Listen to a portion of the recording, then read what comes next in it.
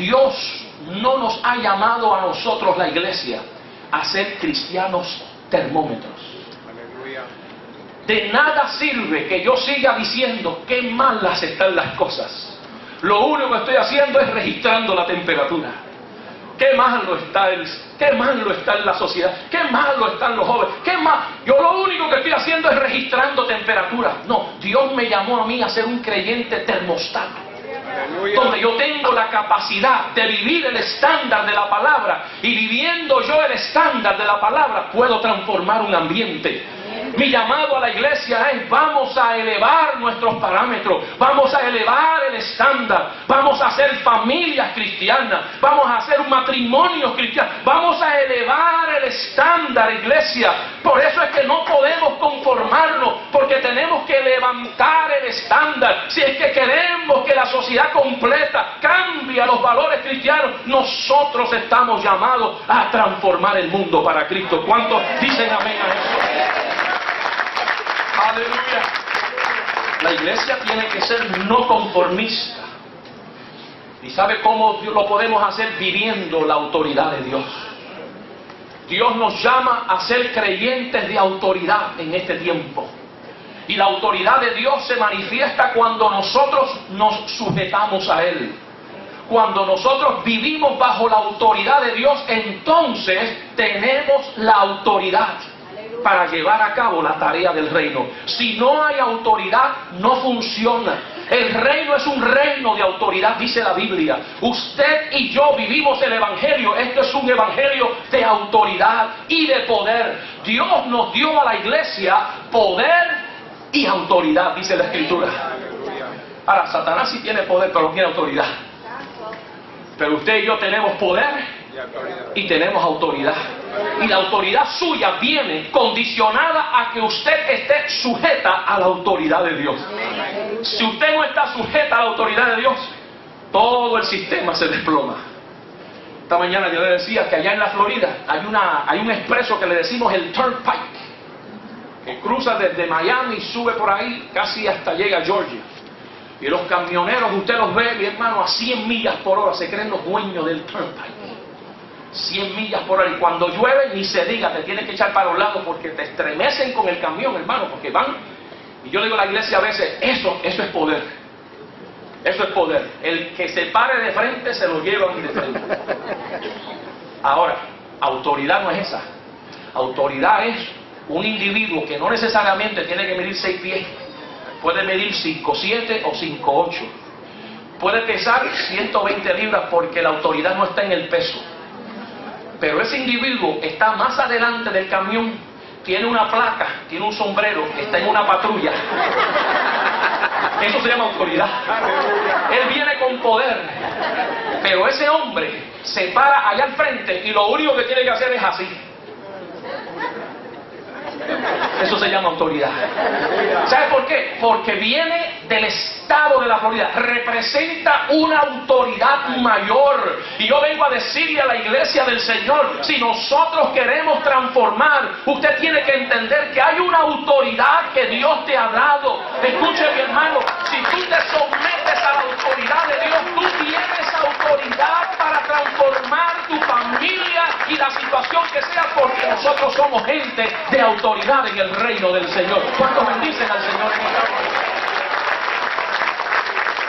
Mire, hay un pasaje que está en el Evangelio según San Lucas. ¿Sabe quién descubrió este concepto? No lo fueron los discípulos. Fue un centurión romano que tenía un siervo enfermo. Y este hombre descubrió lo que es autoridad en el reino. Cuando le dice a Jesús, o envía a unas personas que le dijeran a Jesús que fuera a su casa para que su siervo sanara. Y cuando Jesús iba de camino, este hombre dice, no, dígale a Jesús que yo no soy ni digno de que Él venga bajo mi techo. Dile a Jesús que diga solamente la palabra y mi siervo sanará. ¿Sabe lo que acompaña ese verso? Porque él dice, porque yo también soy gente de autoridad. Y tengo gente debajo de mí a quien yo digo va, va. Y al que yo digo que venga, venga. Él no tiene que ir, en otras palabras, porque Jesús es un hombre de autoridad. Él, cuando ese hombre dijo eso, Jesús dice, en Israel yo no he visto fe tan grande como la de ese hombre, porque entendió el concepto de autoridad. La autoridad nuestra viene cuando nosotros nos sujetamos a la autoridad de Dios. Y cuando tú te sujetas a la autoridad de Dios, Dios a ti te da el poder para transformar cualquier situación. Por eso te digo, iglesia, no te dé pena, ni sufra, ni te desesperes, porque Dios puede utilizarte para transformar cualquier situación que esté alrededor tuyo, para la gloria y la honra del Señor.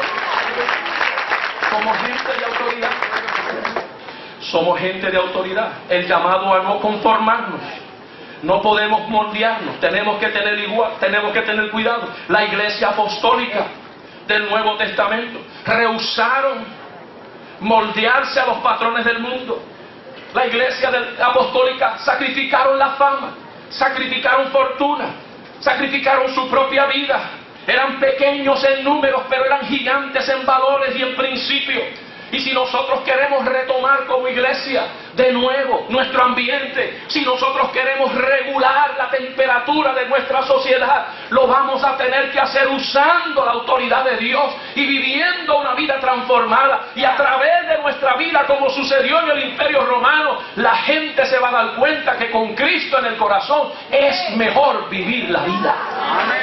¿Cuántos lo confirman conmigo, hermano? Es mejor la vida. Ahora, he hablado de inconformidad, pero el texto dice, pero hay que ser transformados. Una va de la mano de la otra. Tenemos un mandato a ser inconformes, pero no es inconforme por ser inconforme, porque mire, lo peor que puede pasar en una familia es una persona inconforme. Estamos hablando en el reino espiritual. Inconformes, pero transformados.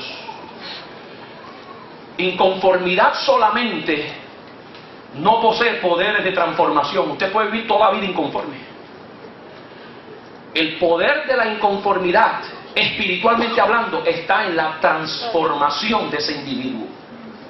Una persona transformada por el poder de Dios, entonces abraza esa actitud espiritual de no conformarse a los patrones del mundo, a la filosofía imperante, a las categorías que han definido toda la existencia nuestra. Nosotros estamos llamados a ser inconformes, pero transformados por el poder de Dios. Y cuando el apóstol Pablo dice eso, no os conforméis a este siglo, sino transformaos por medio de la renovación de vuestro entendimiento, está implícitamente hablando del poder de la palabra de Dios. Lo único que puede transformar a un individuo es el poder de la palabra de Dios en el corazón y en la mente de esa persona.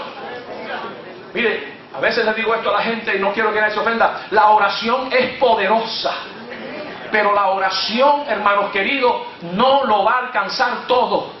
Hay que unirlo con el poder de la palabra.